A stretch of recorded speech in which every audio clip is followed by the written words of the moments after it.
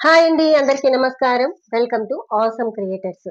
మరి ఈ రోజు మనము తిరుప్పావై పాసురాలలో ఈ నెల మొత్తం కూడా ఆండాల్ పాసురాలు మనము ఇప్పటిదాకా ఎంతో భక్తి శ్రద్ధలతో విన్నాము. అందరం కూడా ఆ పాసురాలు విని తరించేశామండి. మరి ఈ రోజు చివరిసారిగా 29, 30 పాసురాలు మనము ఈ రోజు తెలుసుకుంటున్నాం. మరి 2 పాసురాలు ఒకటే రోజు ఎందుకు తెలుసుకుంటున్నాము అంటే, సాధారణంగా మనకి 13 భోగితోటి మనకి అంటే 13, 14 భోగితోటి మనకి పాసురాలు అయిపోవాలి. ఒక్కొక్కసారి మనకి ఏంటంటే 14వ తారీఖు భోగి వస్తూ ఉంటుంది ఒక్కొక్క సంవత్సరంలో. కానీ ఈసారి మనకి 13వ తారీఖే భోగి రావడం వల్ల ఈ 29, 30 పాసురాలు ఒకటే రోజు మనం చెప్పుకోవాల్సి వస్తోంది. మరి మాధవి గారిని అడిగి మరి ఈ రోజు లాస్ట్ ఎపిసోడ్ కాబట్టి ఈ రోజు మరి చివరి రోజు కావడంతో మాధవి గారికి ధన్యవాదాలు చెబుతూ ఈ లాస్ట్ ఎపిసోడ్ తోటి మనం పాసురాన్ని పూర్తి చేసుకుందాం. నమస్కారం అండి మాధవి గారు. అందరికీ నమస్కారం. ధనుర్మాస మరియు భోగి శుభాకాంక్షలు.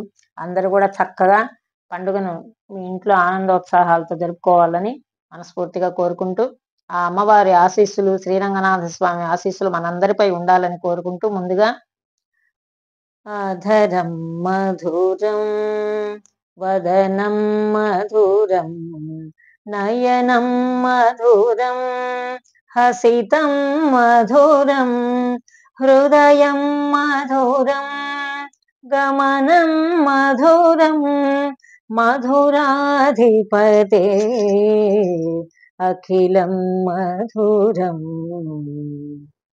ఆ స్వామిని ప్రార్థిస్తూ 29, 30 పాసురాలను గురించి తెలుసుకుని ఈ మార్గళి వ్రతాన్ని మనం పూర్తి చేసుకుని స్వామివారి అమ్మవారి అనుగ్రహానికి పాత్రలు అవ్వాలని మరొకసారి కోరుకుంటూ పాసురాల్లోకి అడుగు పెట్టుకున్నాం. మనం ఈ 29వ పాసురానికి ముందుగా నిన్న చెప్పుకున్నట్లుగా వాళ్ళు స్వామిని అడుగుతూ ఉన్నారు, అసలు అర్హతలు ఏంటని అడిగారు స్వామి. అంటే మీకు ఆ పర అనే వాయిద్యాన్ని మీకు ఇవ్వాలంటే మీకున్న అర్హతలు ఏమిటి అని అడిగినప్పుడు మనం తెలుసుకున్నాం, స్వామి నీతో కూడా చేరి ఉండడమే మాకు పెద్ద అర్హత అని. వాళ్ళు గోపికలు, ఆండాళ్ళ తల్లి కూడా అందరూ కలిసి రకరకాల అర్హతలన్నీ స్వామి వారికి విన్నవించుకున్నారు. ఇవాళ ఈ పాసురంలో ఏం చెప్పారో స్వామి మరొకసారి మనం ఆ పాసురం వింటూ దీని గురించి మాట్లాడుకుంటాం. తెలవారకయనీదు దివ్య సన్నిధికి అరుదించి సొగసైన అడుగుతామరల జయమని మంగళాశాసమ్ములను పచరించుటను గల భావము వినవే, దయయుంచి తీర్చుదారత కనవే, పశుల కాపరులౌచు బ్రతికెడి గోప కులమునను దయించి విలసిల్లు నీవు, మాయొనరించెడి నీ అంతరంగ కైంకర్యములు గొన కాదననౌనే, వ్రతమునకై మేము ప్రార్థించినట్టి వాద్యములిచ్చుటే వాసిగాదయ్య, అంతటితో మేము సంతసింపమయ్య, మా విన్నపము విను గోవింద దేవ, ఏడేడు జన్మలకే నాటికైనా నిత్య సంబంధము నీతోడ కలుగ, మాదు సేవలు నీకు మాత్రమేగాక నీ అనుగ్రహమున నెగడెడుగాత, వేరు వాంఛలు మాకు నీరౌనుగాత, నందాత్మజ ఆనంద ప్రదాత మననోము జగతికి మంగళప్రదము, నందాత్మజ ఆనంద ప్రదాత మననోము జగతికి మంగళప్రదము. చాలా చక్కగా పాడారండి మాధవి గారు. మరి దీని అర్థం వివరిస్తారా? తప్పకుండా. వీళ్ళు పరమాత్ముడిని వేడుకుంటున్నారు. అంటే మనం ఇంతకు ముందు చెప్పుకున్నట్లుగా వాళ్ళు ఈ మార్గశీర్ష వ్రతాన్ని బ్రహ్మముహూర్తంలో లేచి ఆచరించారట. అంటే 3 గంటల నుంచి 4 గంటల వరకు దేవతా స్నానం అని, 4 నుంచి 6 గంటల వరకు మానవులు చేసే స్నానం అని మనం చెప్పుకుంటూ ఉంటాం. బ్రాహ్మీ ముహూర్తంలో లేచి చేసే పనులు ఏ పనైనా కూడా మంచి దిగ్విజయాన్ని ప్రసాదిస్తుందని మనకు శాస్త్రాలు పెద్దవాళ్ళందరూ చెప్పగా విన్నాము, చదువుకున్నాం. కానీ ఇప్పటి కాలంలో ఎవరు అలా లేయడం లేదనుకోండి. కానీ ఆ టైం అంత మార్గశిర మాసంలో ఆ చలిలో వీళ్ళు స్వామివారి కోసం వచ్చి ఆ మార్గళి స్నానాన్ని ఆచరించి మరి ఆయన కోసం అంత అష్ట కష్టాలు పడి వాళ్ళ కోరికలన్నిటినీ త్యజించి స్వామి కోసమే వాళ్ళు అడిగారు కదా నిన్న, నీకేం కావాలి ఆయన్ని స్వామి అసలు ఇంతకీ మీకు ఏం కావాలో అడగండి అంటే వాళ్ళు రకరకాల వాయిద్యాలు, తర్వాత సన్మానాలు కావాలని అడిగారు, ఆభరణాలు కావాలని అడిగారు, ఆ పరా అనే వాద్యాన్ని కావాలని అడిగారు. ఇవన్నీ అడిగిన తర్వాత స్వామి చెప్తున్నాడు, అడిగాడు కదా నీకు ఏ అర్హతలు ఏముంది అని అడిగినప్పుడు వాళ్ళు అంటూ ఉన్నారు, నీ దగ్గరికి రావడమే మాకు అర్హత, నువ్వు మా కులంలో పుట్టడమే మాకు అర్హత, పరమాత్ముడే మా కులంలో పుట్టాడు కాబట్టి మాకు అదే పెద్ద అర్హత, నీతో కలిసి భోంచేయడమే మాకు అర్హత, నీతో మాట్లాడడమే మాకు అర్హత. ఇవన్నీ అర్హతలన్నీ చెప్పుకుంటూ వస్తూ ఉన్నటువంటి గోపికలు వాళ్ళు అంటూ ఉన్నారు, మేము అజ్ఞానులం స్వామి, ఏదో పశువులను కాచుకుంటూ వాటిని తిరిగి ఇంటికి తీసుకొచ్చిన తర్వాత మేము వాటికి మేత పెట్టి మేము భుజించే వాళ్ళం, అజ్ఞానులము. నువ్వు మా కోసం మేము కేవలం ఈ పద అనే వాద్యం కోసం మాత్రమే నీ దగ్గరికి మేము రాలేదయ్యా, నువ్వే మాకు కావాలి, మాకు ఈ వ్రతాన్ని నువ్వు ఆచరింపజేసి జగమంతా కూడా బాగుండేలాగా నువ్వు చెయ్యాలి, మమ్మల్ని ఆనందింపజేయాలి, నువ్వు మా మీద కోపగించకు స్వామి అని స్వామిని పరిపరి విధాలు వీళ్ళందరూ ప్రార్థిస్తూ ఉన్నారు ఈ పాసురాల్లో.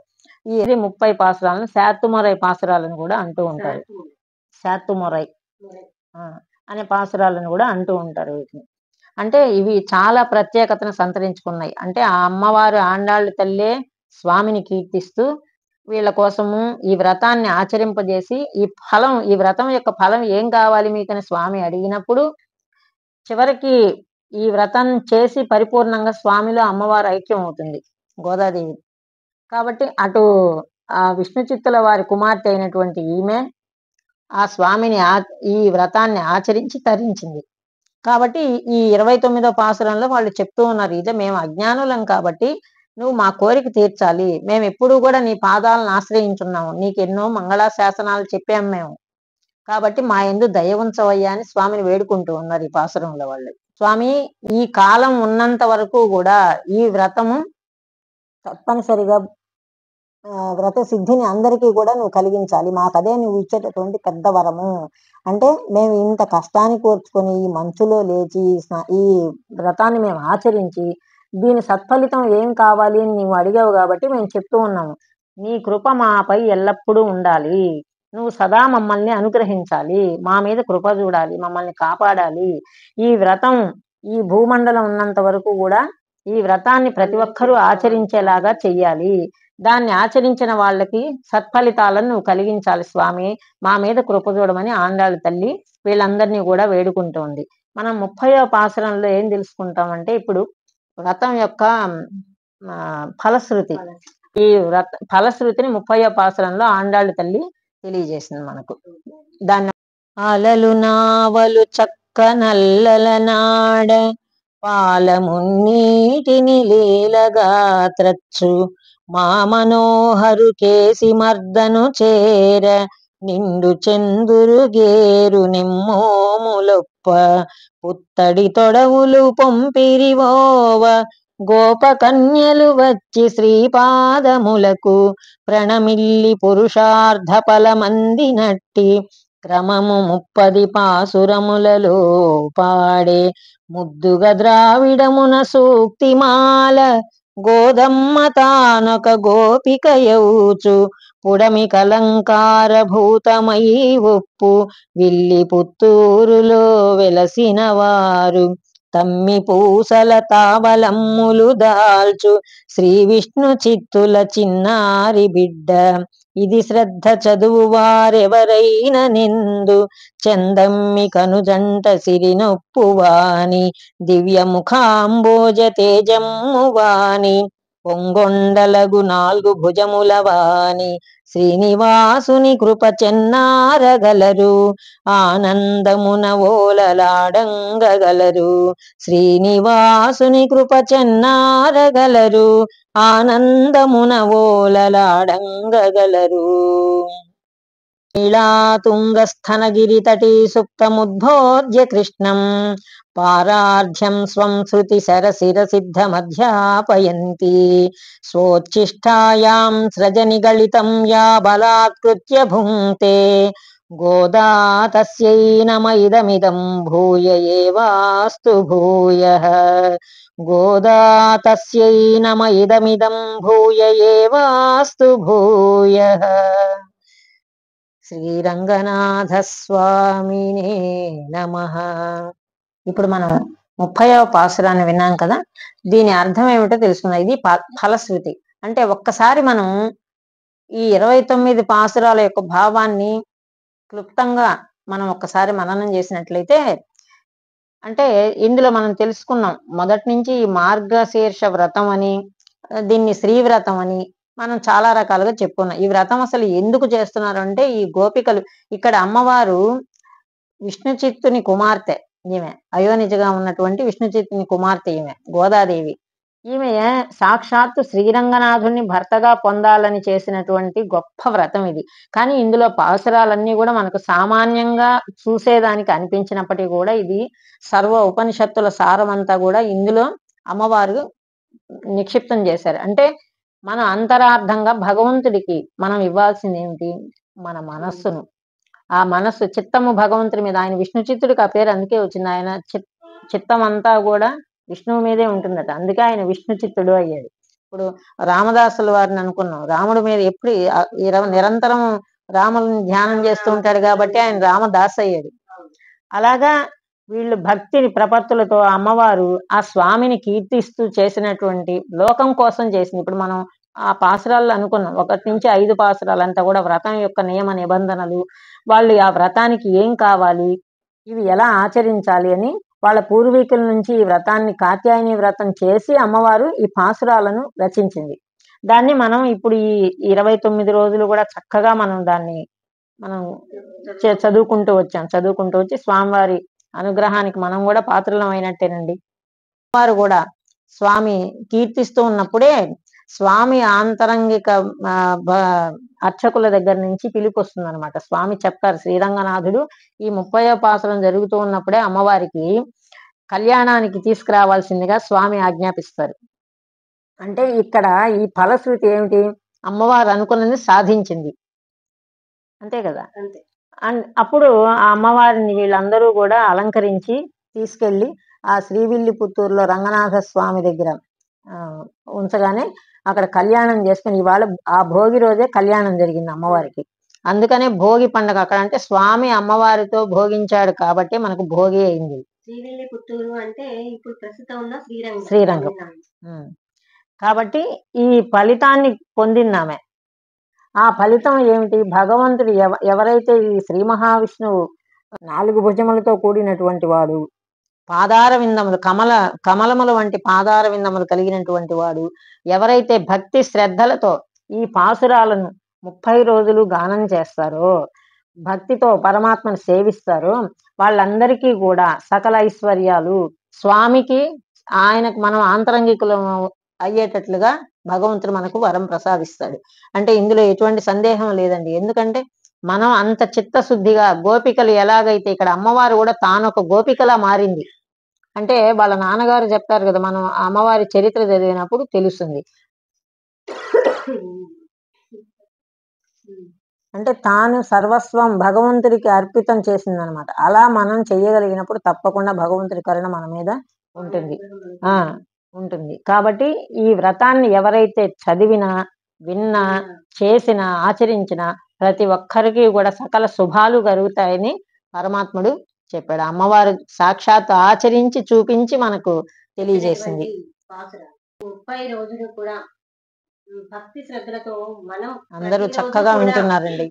ఈ పాసురాలు చేసిన ప్రతి రోజు కూడా మేము ఒక రకమైనటువంటి భయభక్తులతో చేశామని చెప్పచ్చు.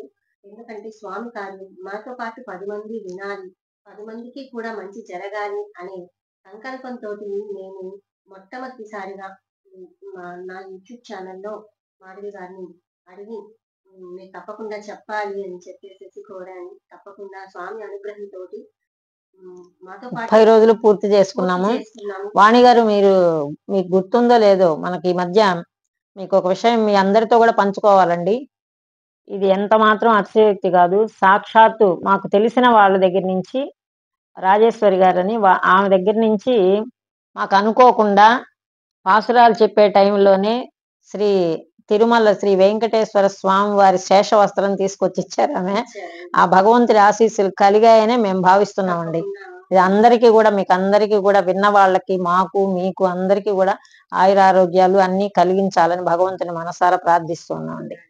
అయితే ఈ పాసురాలు వాటితోటి అయిపోతాయి కాబట్టి స్వామి వారికి నేను ప్రసాదంగా డ్రై ఫ్రూట్స్ అవి తెచ్చాను. స్వామి వారికి నివేదన చేయండి. అలాగే స్వామికి ఇష్టమైనటువంటి వెన్న అవన్నీ కూడా ఇక్కడ పెట్టాను. కాబట్టి ఈ రోజు మనం స్వామికి మంగళహారతితో ఈ పాసురాలు ముఖేనున్నాయి. మీరు ఒకసారి చేయండి స్వామి.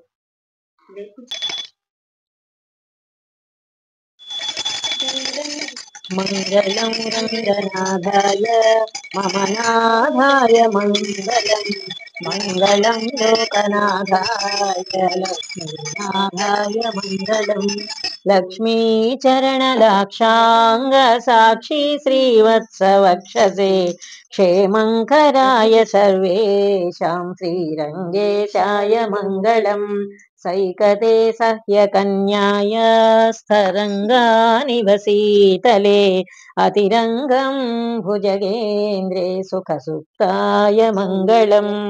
మంగళం రంగనాథాయ మమ నాథాయ మంగళం, మంగళం లోకనాథాయ లక్ష్మీనాథాయ మంగళం.